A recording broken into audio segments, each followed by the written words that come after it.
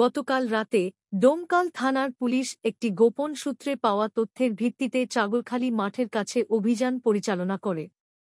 অভিযান চলাকালে পুলিশ দুই ব্যক্তিকে গ্রেপ্তার করে, যাদের নাম ইন্তাজুল ৪৫ এবং রাজু মণ্ডল ৫০। তাদের কাছে একটি দেশীয় তৈরি আগ্নেয়াস্ত্র ও ২ রাউন্ড ৩০৩ লাইভ গুলি উদ্ধার করা হয়।